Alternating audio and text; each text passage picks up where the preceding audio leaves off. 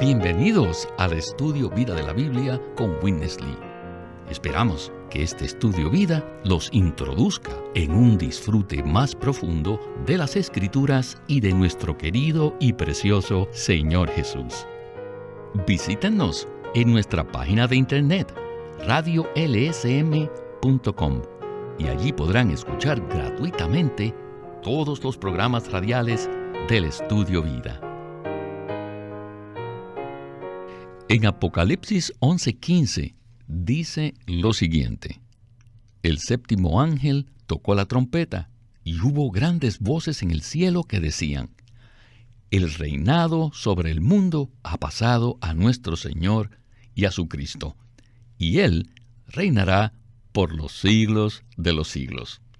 Pues bien, hoy hablaremos de la última trompeta mencionada en Apocalipsis, en este mensaje que se titula La séptima trompeta. Y para celebrar este giro espectacular en la historia universal y en la economía de Dios, está con nosotros Antonio Hernández. Bienvenido, Antonio. Me alegra regresar al programa.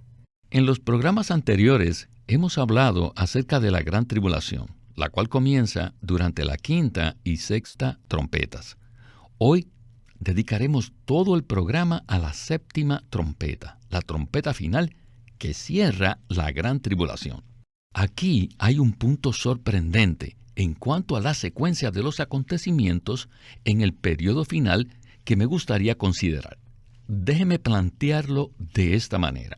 Según 1 Corintios 15, los creyentes muertos serán resucitados a la final trompeta y recompensados en la venida de Cristo.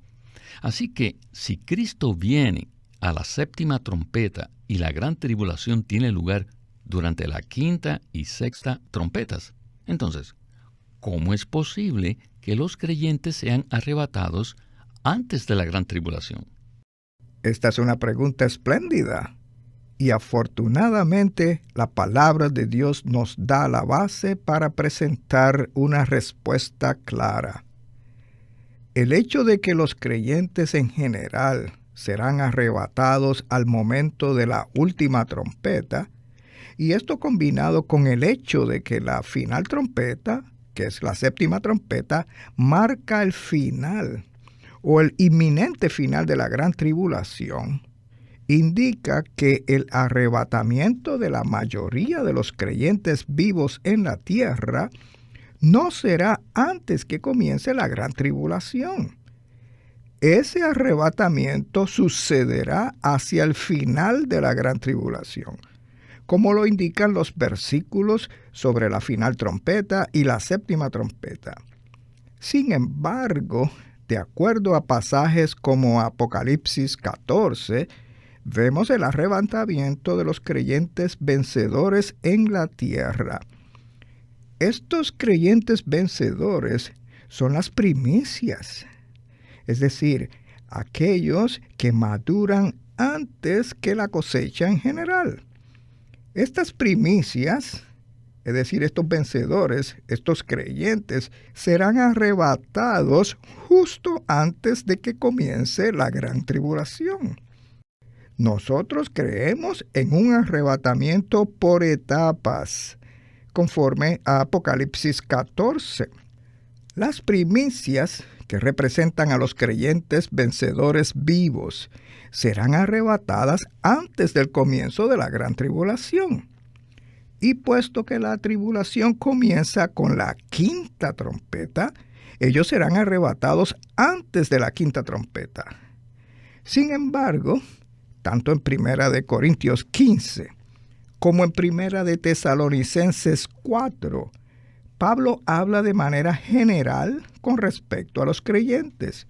Y cuando él dice en 1 Corintios 15:52 que el arrebatamiento de ellos tendrá lugar a la final trompeta, la cual es la séptima trompeta, que marca el final de la gran tribulación, concluimos por todo esto que el arrebatamiento de la mayoría de los creyentes vivos será hacia el final de la gran tribulación.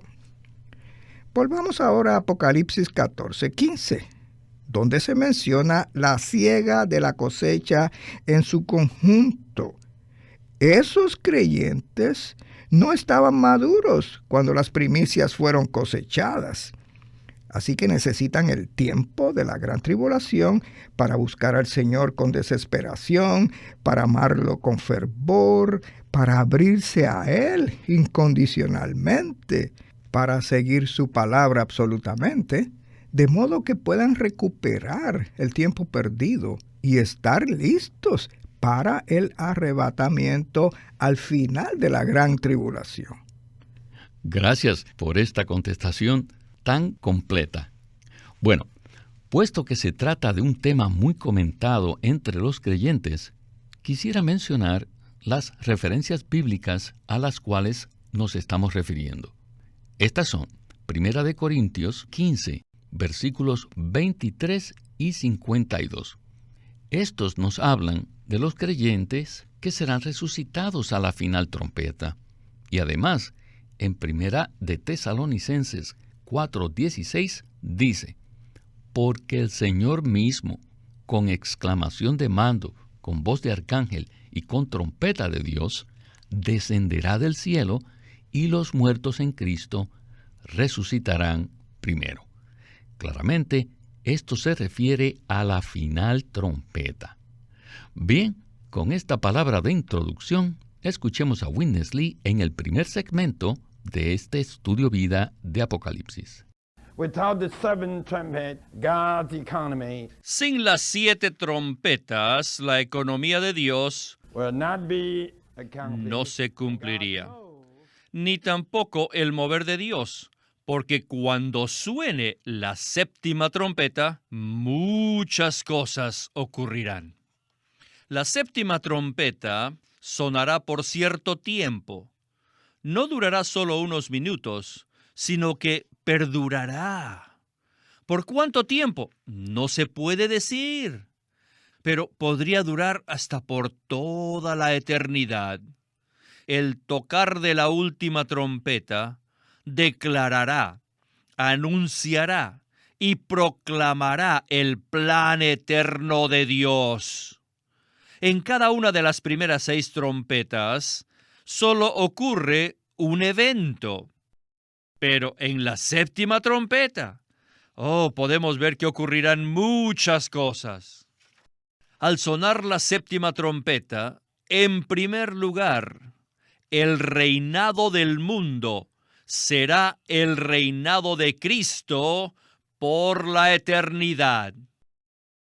Toda la tierra será el reinado de Cristo. En segundo lugar, Dios ejecutará su juicio para decidir quién compartirá de la primera resurrección de vida. Esto es según 1 Corintios 15. Antes de que Cristo resucite a los santos, primeramente juzgará a los creyentes muertos para decidir quiénes tomarán parte de la primera resurrección de vida y quiénes estarán en la segunda resurrección, la de condenación. Después que los santos sean resucitados, serán arrebatados. 1 Tesalonicenses 4:16 y 17 nos dice que esos santos, los muertos en Cristo, resucitarán primero. Dice que se levantarán, no dice que descenderán. Luego, nosotros, los que vivimos, los que hayamos quedado, seremos arrebatados juntamente con ellos en las nubes. Ellos y nosotros seremos arrebatados al aire, donde Cristo establecerá su tribunal. Y ese solo será un tribunal, no su trono. Y en ese tribunal, Él juzgará no a los incrédulos, a los que no son salvos, sino a los redimidos, para determinar quiénes entre ellos serán dignos de recibir el galardón y quiénes de ellos necesitarán ser disciplinados. Antonio, la secuencia de los eventos aquí parece bastante clara. Sin embargo, para mayor claridad, ¿Podría usted explicar de nuevo lo que sucederá durante la séptima trompeta? Una vez más, tenemos aquí una doble situación. Por un lado, tenemos el final de la gran tribulación, es decir, la final trompeta, y por otro lado, tenemos la consumación de la economía de Dios, al menos para esta era actual. Relacionado con esto, Apocalipsis 10:7 dice de esta manera: en los días de la voz del séptimo ángel, cuando él esté por tocar la trompeta, el misterio de Dios se consumará, según las buenas nuevas que él anunció a sus esclavos los profetas. El misterio de Dios ha sido consumado, dice aquí. Este misterio de Dios es totalmente positivo. En Efesios 1:9, Pablo dice que Dios nos dio a conocer el misterio de su voluntad. Luego, en Colosenses 2:2, nos dice que Cristo es el misterio de Dios. En Efesios 3:4 y 5, nos revelan que la iglesia es el misterio de Cristo. Luego, en Efesios 5, él habla del gran misterio, que es Cristo y la iglesia. La era actual es comúnmente llamada la era de la gracia, y ciertamente así es. También es conocida por muchos como la era de la iglesia, lo cual también es. Sin embargo, esta es una era de misterio. Dios está obrando de una manera misteriosa, de una manera escondida, lo cual requiere que tengamos fe en aquel a quien aún no hemos visto. Pero en el momento de sonar la séptima trompeta, el misterio de Dios será consumado. Hay dos cosas que llegarán a su culminación.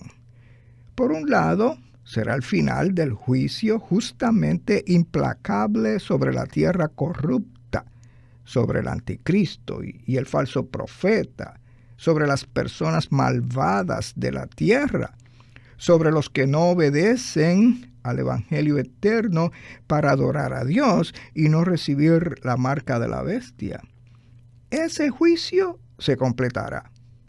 Dios se reivindicará. Él vengará la sangre de aquellos que fueron inmolados, es decir, de los mártires. Pero al mismo tiempo, esa trompeta indicará que el misterio de Dios ha sido consumado. Ahora estamos en la transición final, hacia una era de manifestación. Cuando el Señor Jesús regrese abiertamente, Él será el sol de justicia para toda la tierra. El reino de Dios, que ahora es parte del misterio, según la palabra del Señor que Él da en Marcos 4:11. Les leo: a vosotros os ha sido dado a conocer el misterio del reino de Dios. Este misterio ahora será manifestado. Así que en esta afirmación, en Apocalipsis 10:7, es muy crucial. El misterio de Dios ha sido consumado. Ese será el momento para que el Señor Jesús regrese a fin de intervenir abiertamente en la situación mundial para establecer su reino en la tierra. Él resplandecerá como el sol. Esta será una era de gloria en la tierra, una era de justicia en el reino. La séptima trompeta es un fuerte indicador de que ahora todo habrá finalizado. Esta era habrá concluido y el rey viene a poseer la tierra. Pero él no vendrá solo. Él vendrá con aquellos que fueron perfeccionados durante la era del misterio para ser su novia guerrera, su complemento y finalmente sus correyes en el reino venidero. Gracias, Antonio. Es importante tener este panorama como un marco de referencia. Las primeras 6 trompetas fueron eventos aislados asociados con juicios específicos, pero la séptima trompeta es un evento todo inclusivo, y como dijo el hermano Lee, continúa hasta la eternidad. Quisiera ahora leer Apocalipsis 11:18, ya que este versículo es un resumen de todos los juicios de la séptima trompeta. Dice así: y se airaron las naciones, y tu ira ha venido, y el tiempo de juzgar a los muertos, y de dar el galardón a tus esclavos los profetas, y a los santos, y a los que temen tu nombre, a los pequeños y a los grandes, y de destruir a los que destruyen la tierra. Escuchemos a Winnesley. Adelante.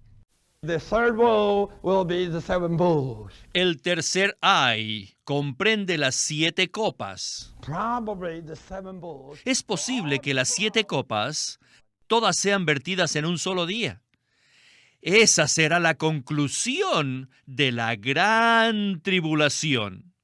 Y es la parte del contenido negativo de la séptima trompeta. Y esta séptima trompeta es llamada la trompeta final, o la final trompeta en 1 Corintios 15:52. A la final trompeta, los santos muertos serán resucitados primeramente, y luego los vivos serán arrebatados juntamente con ellos al aire.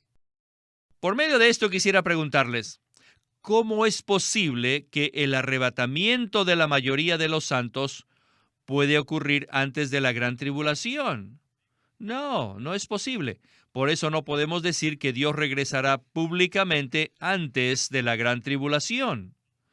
La palabra de la Biblia dice claramente que después del arrebatamiento, Cristo establecerá su tribunal para decidir y escoger a los que recibirán el galardón y los que tomarán parte de su ejército de vencedores.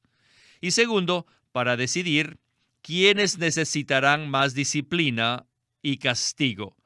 Luego, Él descenderá con sus vencedores escogidos para luchar en la guerra de Armagedón. El Nuevo Testamento dice que Cristo ha sido designado para juzgar a los vivos y a los muertos. ¿Cuándo juzgará a los vivos? Lo hará después de haber peleado en Armagedón y haber derrotado al anticristo y al falso profeta con todos sus seguidores. En ese entonces habrá un buen número de creyentes vivos en la tierra, y Cristo establecerá su trono en Jerusalén, tomando a Jerusalén como la capital de la tierra. Esto claramente lo dice Mateo 25:31. ¿Qué tal si leemos los versículos en Mateo 25, 31 y 32? Dicen así: pero cuando el Hijo del Hombre venga en su gloria, y todos los ángeles con él, entonces se sentará en el trono de su gloria, y serán reunidas delante de él todas las naciones, y separará los unos de los otros, como separa el pastor las ovejas de los cabritos. Pues bien, esto nos conduce una vez más al asunto del arrebatamiento y el juicio de los creyentes en el tribunal de Cristo, y luego la referencia al trono de gloria que vemos aquí en Mateo 25. Antonio, por favor, ¿qué tal si usted nos habla un poco acerca de este trono de gloria y cómo se refiere al juicio sobre los incrédulos que estarán vivos cuando Cristo regrese, lo cual no debe confundirse con el juicio en el tribunal de Cristo, el cual será para los creyentes? El juicio de todos los creyentes en Cristo, en el tribunal de Cristo, se llevará a cabo antes de su venida como el Rey en gloria. Si nosotros estudiamos esto con una mente abierta y un espíritu buscador, nos daremos cuenta de que el juicio mencionado en Mateo 25 se basa en las obras o el comportamiento de esas distintas categorías de personas. Así que a los que son considerados como ovejas, el Señor les dirá cosas como estas: tuve sed y me disteis de beber, tuve hambre y me disteis de comer, necesitaba ropa y me vestisteis, estuve en prisión y vinisteis a mí. Entonces ellos se preguntarán, Señor, ¿cuándo hicimos esto? El Señor les dirá, por cuanto lo hicisteis a uno de estos mis hermanos más pequeños, a mí lo hicisteis. Bueno, la salvación eterna se basa en la fe, no en dar a la gente este tipo de cuidado. Lo que sucederá es que durante la gran tribulación, los creyentes judíos fieles y los cristianos padecerán. Y muchos de los incrédulos en la tierra obedecerán el Evangelio eterno para creer en Dios y no llevar la marca de la bestia. Y ellos cuidarán a los hermanos del Señor Jesús que estarán sufriendo. No obstante, otros incrédulos serán lo opuesto y serán catalogados como cabritos. Ellos no harán ninguna de estas cosas. Así que esto será el criterio de ese juicio. Aquellos que serán las ovejas, que cuidarán a los hermanos del Señor que padecen, se van a convertir en el pueblo de la tierra durante el reino milenario. Y los creyentes vencedores serán los correyes de Cristo. Los israelitas redimidos y recobrados serán los sacerdotes. Y estas ovejas, los que cuidaron de los hermanos del Señor, serán el pueblo de la tierra. Además, los que sean considerados como cabritos serán juzgados y arrojados al lago de fuego que está preparado para el diablo y sus ángeles. Este juicio, en Mateo 25, en los versículos 32 al 46, no será el juicio de los creyentes verdaderos y falsos. Tampoco será el juicio ante el gran trono blanco después del milenio sobre el destino eterno de una persona, sino que este será el juicio del Señor Jesús, el Rey entronizado en Jerusalén, sobre los gentiles que hayan quedado vivos sobre la tierra. Y ellos serán evaluados en cuanto a si creyeron o no creyeron en el Evangelio eterno, y si se preocuparon o no por los creyentes que padecen. Este es el juicio que se menciona en Mateo 25. Gracias, Antonio. Bien, ahora llegamos a la sección final del capítulo 11 de Apocalipsis. Tenemos este versículo 19, que dice lo siguiente: Y fue abierto el templo de Dios que está en el cielo, y el arca de su pacto se veía en su templo. Y hubo relámpagos, voces, truenos, un terremoto y grande granizo. Así que escuchemos a Witness Lee en la conclusión del mensaje. This book of Revelation. Este libro de Apocalipsis se puede dividir en dos secciones. La primera consta de los capítulos del 1 al 11 y nos da una visión panorámica o una visión general de todas las cosas, pero sin muchos detalles.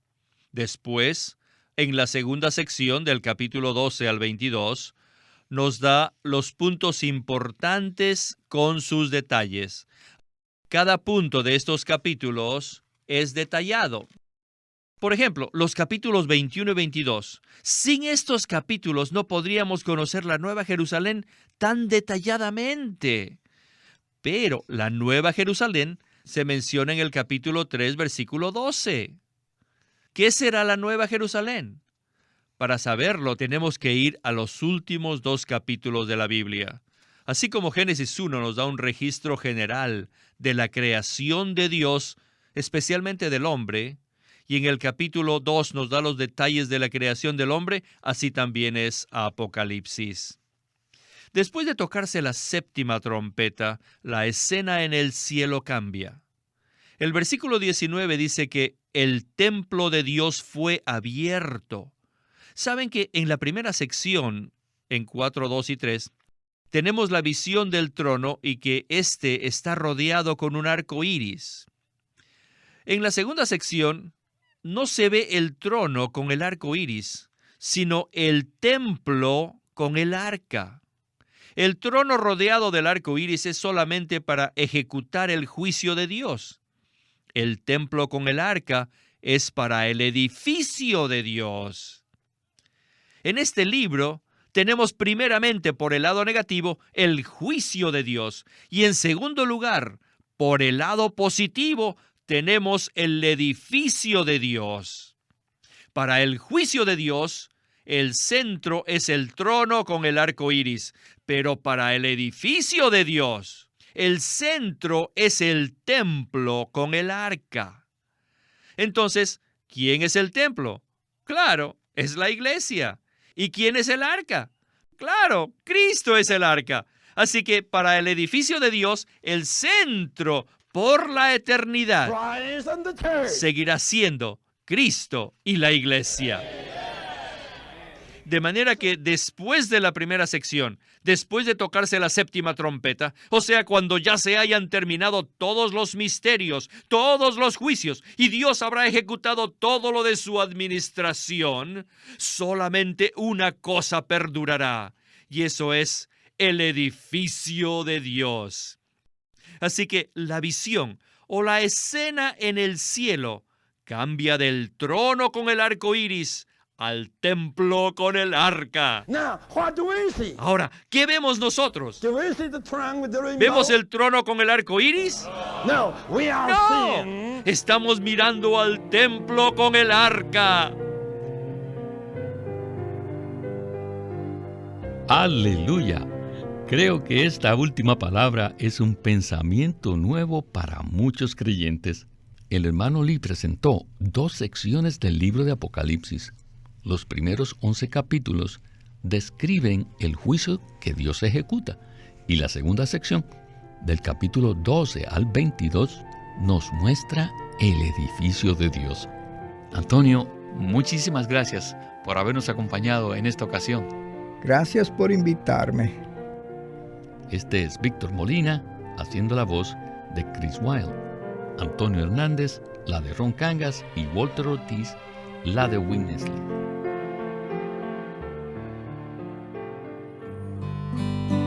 Queremos animarlos a que visiten nuestra página de internet, libroslsm.com. Allí encontrarán los libros del ministerio de Watchman Nee y Witness Lee. Una vez más, libroslsm.com. O llámenos a nuestro teléfono gratuito 1-800-810-1149. 1-800-810-1149.